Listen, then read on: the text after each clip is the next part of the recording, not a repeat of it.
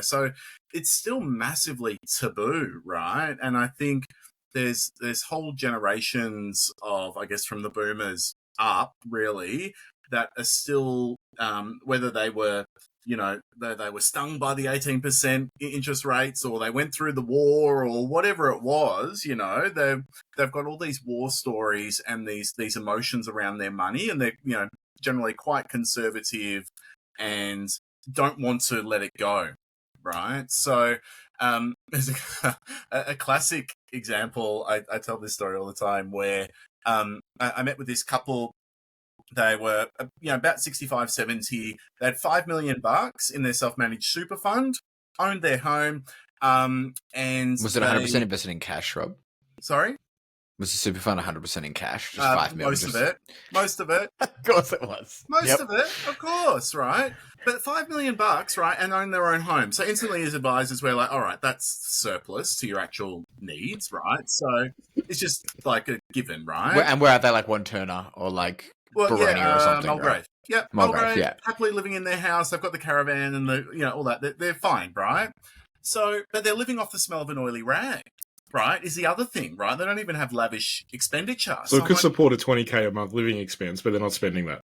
Nowhere near it, right? And so I'm like, okay, I'll never forget, right? I'm sitting at their kitchen table, dear Grace, she was beautiful, and because I knew they had 3 kids, adult kids in their 30s, each with grandkids, all had huge mortgages, right? And I'm like, so, well, have you ever thought about, potentially considering, this is going to be too much money for you? And dear Grace, she was a lovely lady, always put the kettle on for me. But when I even suggested that to her, I remember she slammed her hand on the table, like, no. And was like, those kids, we never had a silver spoon growing up, so they'll get it when we're dead. And I was like, oh, okay. Grace. Fair enough. All right. Well, yeah, but I guess fair enough. Except right? the $5 million is $4 million of inheritance. But, yeah, it'll be $5.1 million by the time the interest kicks in net of inflation. So it's coconuts, right? Because you're like, well, as an advisor, then what do you do there? You just kind of shrug your shoulders and go, yeah, fair enough. Or my preference is to actually say, well, this is probably coming from a position where they don't have the knowledge or the education about how money works now. And I think people forget that, the way that money works is constantly evolving over time, and ideas and strategies that made sense 20 years ago are very different today, and no doubt will continue to be different 20 years in the future. So we've got to be a bit flexible with how we think about money and how we, how we use it. And so actually I took it almost as a challenge, not to free up some money for the kids, because I felt for them, because I was kind of mid-30s at the time, and I'm like, oh my goodness, if this is your parents-in-law, isn't it, Rob? You were just trying to get money out of your own parents-in-law. They have no relation to me whatsoever, I can guarantee that, but you know what I mean? I almost saw it as a bit of a challenge. Like, well, let me properly educate them about the reality of the situation. Let me show them that wonderful line, and you know how their wealth's going to just head up into the stratosphere, right? Just take off like a jumbo jet. We've all seen those graphs before. Just to show them that obviously they're going to continue to get wealthier and wealthier and wealthier, and the money, of course, isn't going to be as impactful in 30 years' time, or 20 years' time. It's not as. And could you bring them around? Were you able to? Because I think also what I found with clients in that age bracket, they're the least prepared for that more emotional discussion around money. Yep. No, I couldn't bring her around. I could.